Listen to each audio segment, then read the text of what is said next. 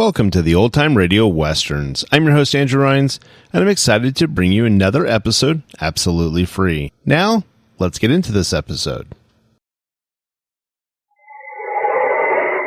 Now, as howling winds echo across the snow-covered reaches of the wild Northwest, the Quaker Oats Company, makers of Quaker Puffed Wheat and Quaker Puffed Rice, the delicious cereal shot from guns, in cooperation with the Mutual Broadcasting System, presents by special recording Sergeant Preston of the Yukon.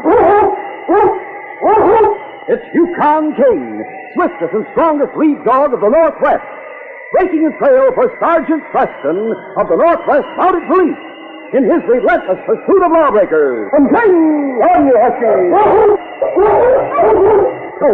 Gold discovered in the Yukon. A stampede to the Klondike in the wild race for riches. Back to the days of the gold rush. And the adventures of Sergeant Preston and his wonder dog, Yukon King, as they meet the challenge of the Yukon.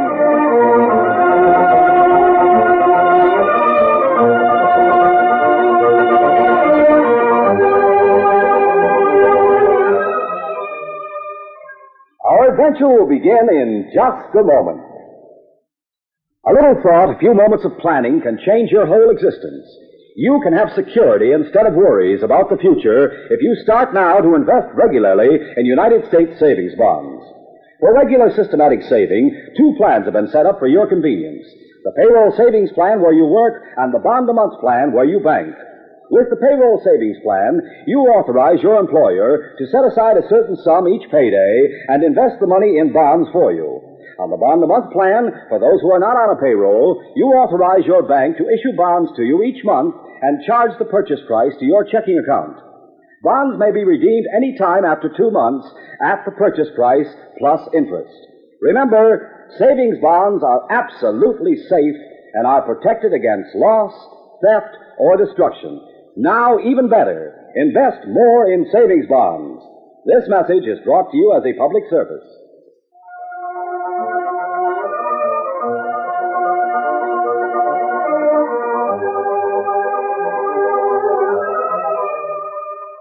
Jim Vale had been in the Northwest Mounted Police only a little over a year when he was assigned as constable to the district Selkirk. Jim was young and ambitious to make good on the job. One day, he sat going over reports when one of the townsmen hurriedly entered. Constable! Constable!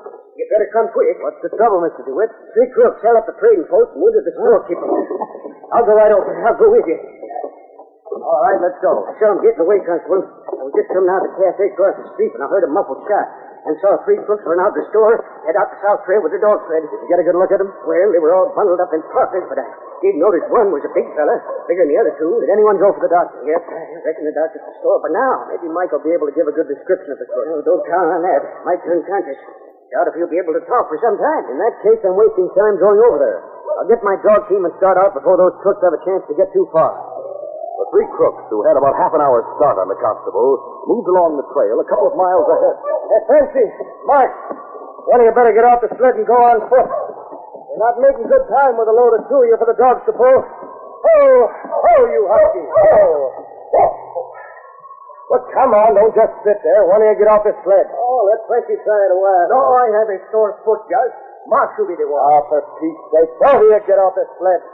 I'll ride a while and let Fancy drive. Mark, you run along on foot. Good. Nobody in town to save us. Except that young constable. We can handle him. We'll handle him if we have to. But we might as well put as much distance behind us as we can. You really think that young constable will try to trail us alone, Gus? He's just the type that would, Fancy. And I hope he does, for that matter, without waiting for any help. Well, I'm ready to ride. Get moving, Fancy. All right. Well, I'm getting very cold and hungry. After we put a few more miles behind us, we'll stop and rest and get some food. Now, get going. The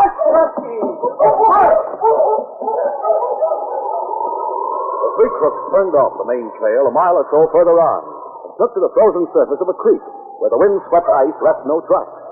Finally, they approached a deserted cabin. The sooner I get inside out of this wind, the better I will like it. Come on, let's go. later, the crook Mark glanced out the cabin window and then got to his feet excitedly. Hey, look. Coming along the trail. The constables. Yeah, so it is. He's heading for the cabin. What are we going to do, Gus? Don't get excited. He's only 1 mile. When he gets closer, I'll take a shot at him from the doorway. That'll stop him. Gus, that's not good to shoot him out. I know what I'm doing, Frenchie. Just leave it to me. I'll have my gun ready.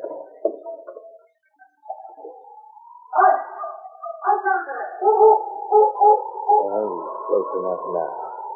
Here goes. Get him? Yeah. He dropped like a log. Come on, we'll go bring him into the cabin. A short time later, Constable Jim Vale lay unconscious on a bunk in the cabin. The 3 crooks stood over him. The bullet creased his temple, Gus. Got a bad bump on the back of his head. Yeah, must have hit a chunk of ice when he fell. What are we going to do with him? I noticed some of the dead trapper's clothes are still in that old trunk over there. We'll take off the Mounties' clothes, put his uniform in the trunk, and dress him in the trapper's outfit. Huh? Why do that? Before we go on, we'll toss him into the ravine back of the cabin. When and if he's found, they'll think he's just some trapper who's had an accident. Now, let's get busy. The constable's uniform was put into the bottom of the old trunk under other clothing. He was dressed in the clothes left by the dead trapper. A few minutes after the change had been completed, the constable opened his eyes. Hey, Gus, come through. Use my gun, fellas. Where am I? I can't remember what happened. No. I want to ask you something. Hey, you remember coming to this cabin, fella? No. I don't seem to remember anything. Who are you? You know who you are, don't you? Well, that's strange, but I don't. I can't remember my own name. Be quiet. I heard of it. Hey, fella. Maybe you'd remember if I told you your name is Pete. Pete? Uh-huh. Is that my name? I just can't Well, now, don't let it worry you now. You'll be all right. Look, you slipped on the ice outside when we were coming in here and got a bump on your head. That's all.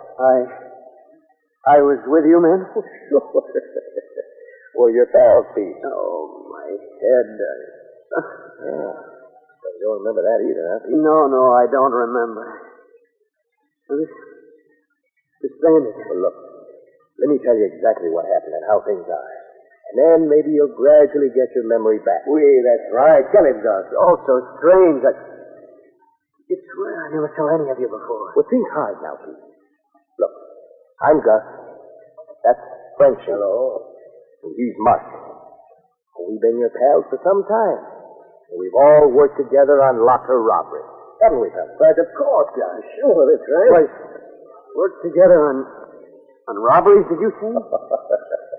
Listen to him, fellas. Talking like he's reformed or something. That's sure a hot one. Yeah, with the entire Mountie force looking for him as well as us. It just doesn't make sense. I can't believe I ever robbed anyone. Oh, you can't, eh? I suppose you can't believe you ever killed anyone either. Killed? You mean to say No. Take it easy. Take it easy. Well, come over here anyway, Pete. Don't tell me a bump on the head can change you that much. Why, the bullet crease you got from the constable before you killed him didn't faze you at all. Now, look, all this is strange to me. If I could only remember, I have to remember. Oh, now, take it easy. Get some sleep for a while, and we'll talk again. Come on, fellas, we'll play cards for a while and let some rest.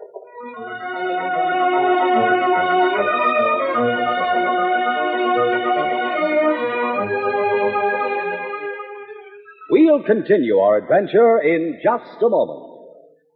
Say, mothers, take it from the kids. The breakfast treat that can't be beat is Quaker Puff Rice and Quaker Puff Wheat. They're the winner for sure. First of all, they're the winner for crisp, delicious taste, because they're the ones shot from guns. Quaker Puff Wheat and Quaker Puff Rice are actually exploded up to 8 times normal size. They're puffed to perfection. And they're the winner for sunny natural flavor, a harvest of flavor that Mother Nature herself puts into the good, wholesome grain. So when Dad and the youngsters pour out a bowl full of swell-tasting Quaker Puff rice or Quaker Puff wheat, you can be sure there's no factory sweetening. No sugar added. Yes, that's the beauty of Quaker Puff rice and wheat.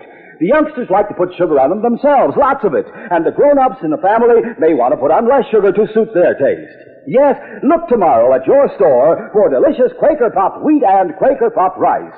You can spot them in the familiar packages with the picture of the big gun on the front.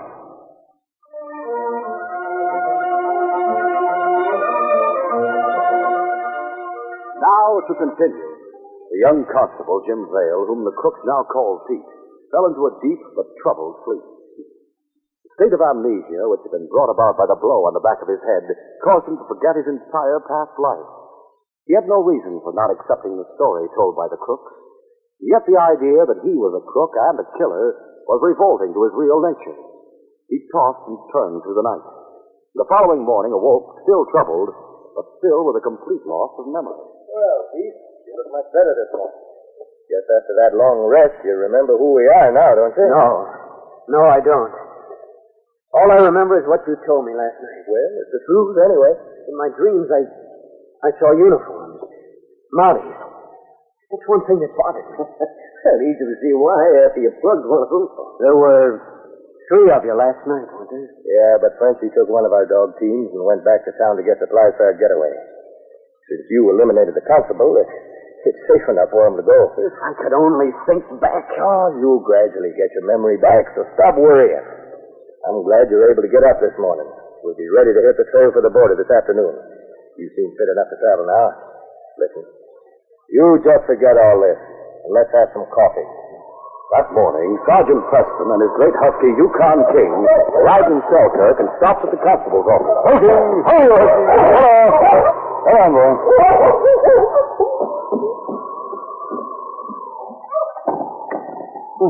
The door's locked. Strange Vale isn't on duty. Maybe we'll find him uptown. Come on, boy. We'll leave the team here till we come back. As Sergeant Preston and King headed along the main street, they met one of the townsmen. Well, hello, Sergeant. Glad to see you. Hello, Mr. DeWitt. You seen the constable this morning? He started out to trail 3 crooks yesterday afternoon, Sergeant. Huh? They robbed the trading post and wounded Mike. The constable hasn't come back yet. I see. I've been thinking a young fellow like that wouldn't have much chance against 3 tough crooks. But he was anxious to get right after him. Which way are they going? They took the south trail, Sergeant. Too bad you weren't here to go along with Constable Jim. Yes, it is. I'll try to pick up his trail and go after him. He may have run into trouble. Thanks for the information, DeWitt. Come along, King. Back to the team. Later, Frenchie hurriedly arrived at the cabin. Oh, there, Hey, Gus, I find out something important. What? That Mountie has the big dog, Sergeant Preston. He was stopping at the constable's office just as I headed out of town. Sergeant Preston, did you see it? Hey, that's bad for us. That name mean anything to you, Pete? No, it doesn't. Should it? Yeah, in a way. When he finds out what you did to the constable, he'll be coming after us. What are we going to do? Look, since Pete's the one who killed the constable, it's only right that he should be the one to go back along the trail and watch for that man. That's right. You mean you want me to go watch for him alone? Sure, I give you back your gun. You can go back along the trail, find a place to hide, and shoot him from ambush if he happens to follow us. Sure. Remember, Pete, if he catches you, you'll hang. We'll have the sled packed and ready when you get back. Now, you better get started, Pete. And for your own good, don't let that Mountie get past you. Remember, you have to get him first. Well, all right, I'll do it.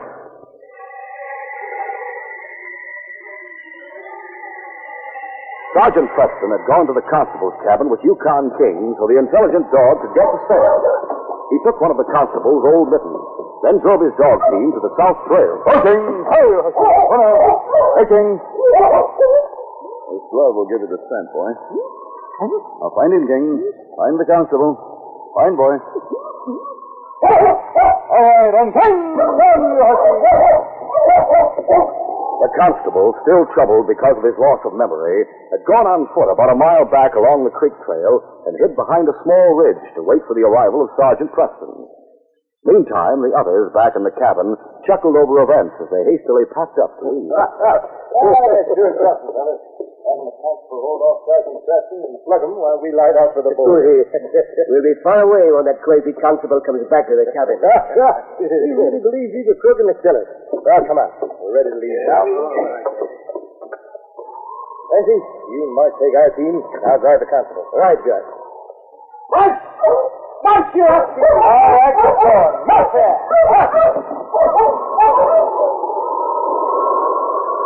Out along the trail, the constable waited patiently. Finally, he heard dogs that indicated the arrival of Sergeant Preston. I see him now. Mounted there. I have to shoot him. If I don't, he'll take me back for murder. As Sergeant Preston came within range, Constable Jim twice took aim, but hesitated to pull the trigger. No, I can't kill him in cold blood. I'll step out and face him. I'll give him a chance. Sergeant Preston drove his team along the trail.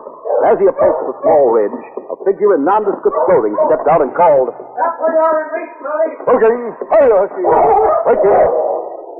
You might use that gun on you. Come along, fella. Slowly, with hands upraised, Sergeant Preston walked toward the man holding the gun on him. You'll not get away with this, mister. You... Constable Vale.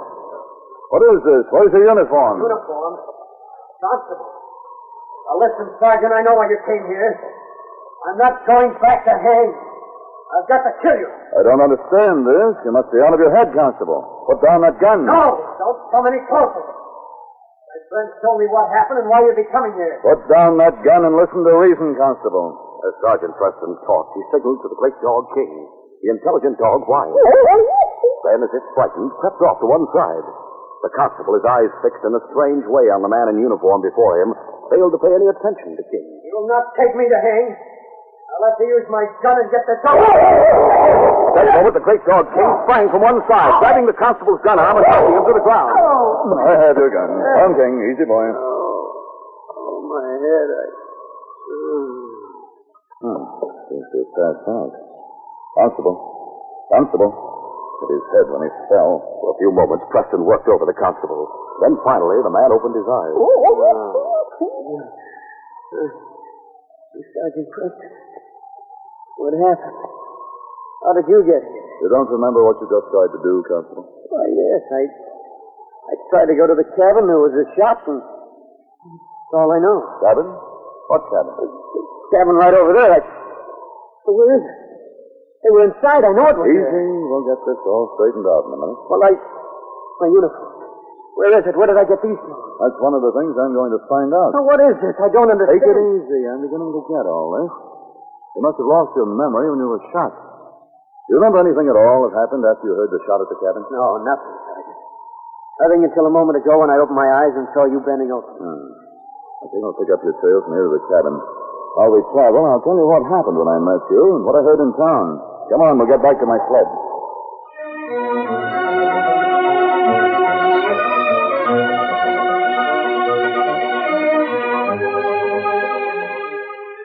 We'll continue our adventure in just a moment. Check and see. See if your whole family, the youngsters, Dad and Mom, don't prefer delicious Quaker Puffed rice and Quaker Puffed wheat for breakfast. Check and see how much you like the sunny natural flavor of the good wholesome grain. The sunny natural flavor that old Mother Nature puts into it. These premium grains are never factory sweetened. Sugar is never added to them. And you mothers will double check on this. Some of your family will like their cereal not so sweet, while others will like it ever so sweet. Now here's the beauty of Quaker Puffed rice and Quaker Puffed wheat. The whole family can sweeten them with sugar or use no sugar at all, just as they prefer. You bet. That's the way to enjoy the sunny, natural flavor of the one shot from guns. Remember, Mom, to check and double check on the way everybody in the family goes for delicious, crisp, fresh Quaker Puffed wheat and Quaker Puffed rice.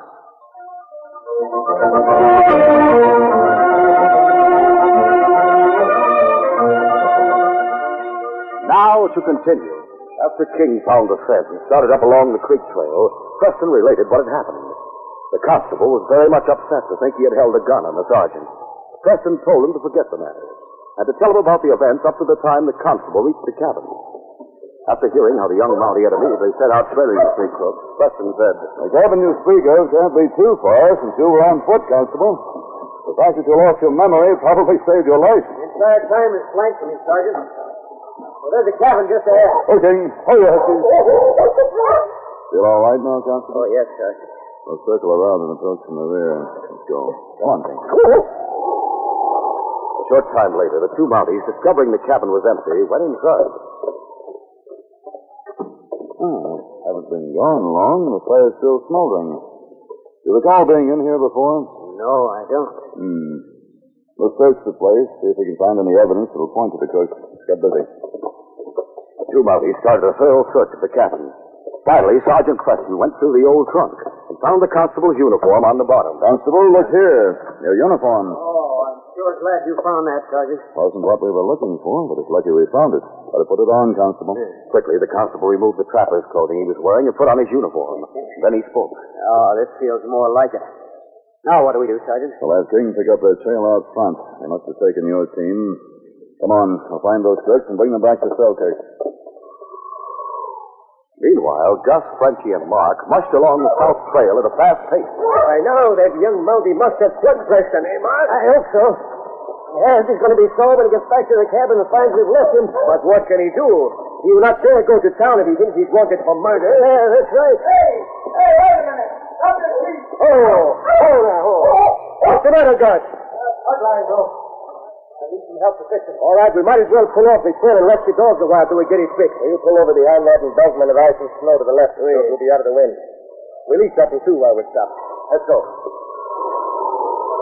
After fixing the tug line, the three crooks sat on blankets behind the embankment eating, while the dogs rested in the snow nearby. Oh, we've been here too long already, fellas. We better start out again. No use for us. Hey, listen. Hey, I felt like somebody coming down the trail. Yeah, maybe something slipped up and that crazy constable didn't get Preston. What are we going to do if it is that Mountie? We got guns, haven't we? We'll stay here and keep our eyes on the trail. If Sergeant Preston and that dog of his, we'll have a good chance to gun both of them from here. Look, coming around this bend down there. Looks like two Mounties got it. One is riding the sled. Yeah, there are two. Get your guns ready. When they get well in range, we'll let them have it. Sergeant Preston, with the constable and King, came around the bend and headed along the trail until they were almost opposite the embankment where the three crooks were waiting. King, running a short distance ahead, suddenly stopped. Then, facing the embankment, barked to indicate the crooks had turned off the trail at that point.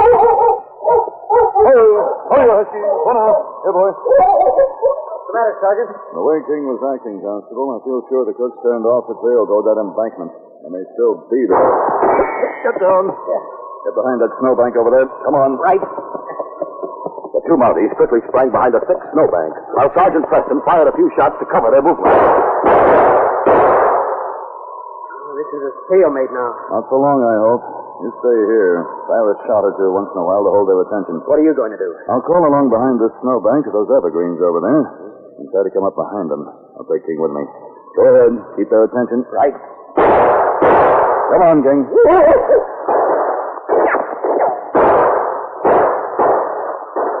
While the constable fired intermittently to hold the crooks' attention, Preston and King managed to reach the grove of trees unseen. Then they made their way through the grove and moved cautiously up behind the crooks, who were still watching the snowbank out along the trail.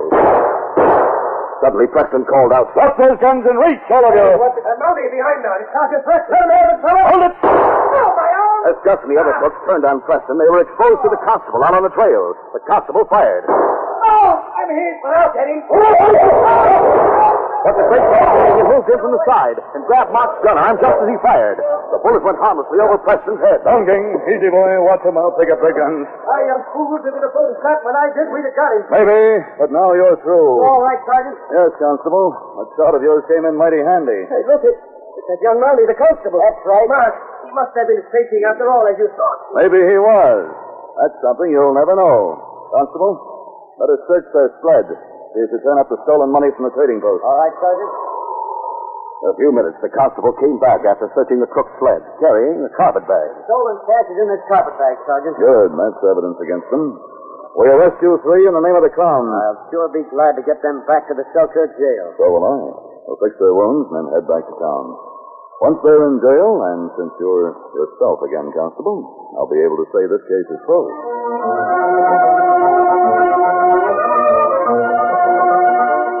Sergeant Preston will return in just a moment with a word about our next exciting adventure. Some of the most popular people you know are waiting for you on Mutual every Sunday. They're on hand to bring you their good company wherever you are, wherever you go, whatever you do.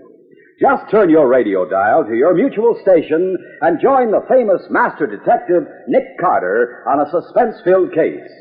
For stirring and heartwarming tales of the Old West, a boy and his dog, there are the adventures of Rin Tin Tin.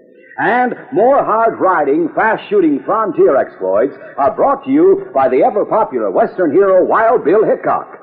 You can thrill to the operations of big city law enforcement with the public prosecutor. And the famous journalist Bob Considine presents colorful news sidelights in an easy-to-listen-to column of the air.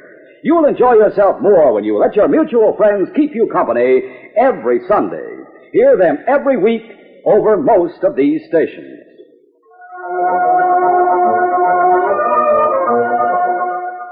And now, here is Sergeant Preston. Sergeant Preston reporting for duty, sir. Are there any special instructions? Yes, Sergeant. I want you to go down to the dock. Pick up a boy named Bobby Tiggett who's waiting there. Shall I bring him to headquarters, sir? No, Sergeant. You're leaving today for Sulphur City. Meet the boy and take him to his uncle's trading post. Bobby's an orphan, Sergeant. Do your best to make the trip pleasant for him. Very well, sir. Sergeant Preston doesn't know that Bobby isn't wanted at the trading post. Nor does he suspect that the boy's nagging, money-mad uncle will force Bobby to turn to criminals for help. Be sure to hear this next exciting adventure.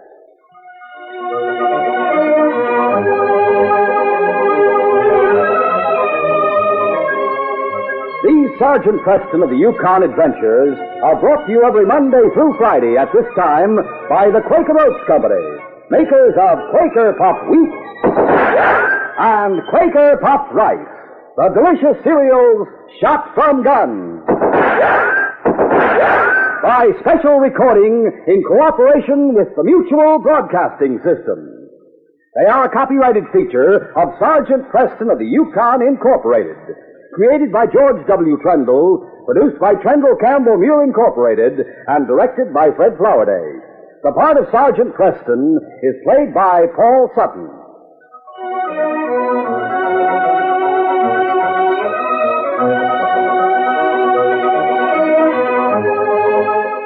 This is J. Michael wishing you goodbye, good luck, and good health from Quaker Puffed Wheat and Quaker Puffed Rice.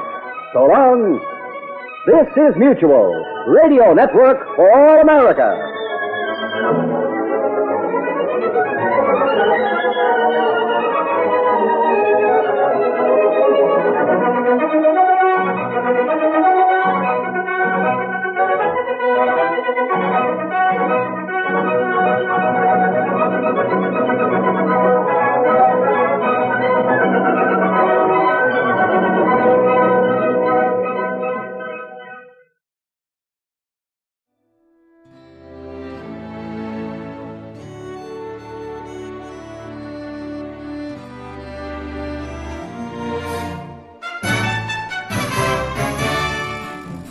This has been a presentation of OTRWesterns.com, and we hope you enjoyed.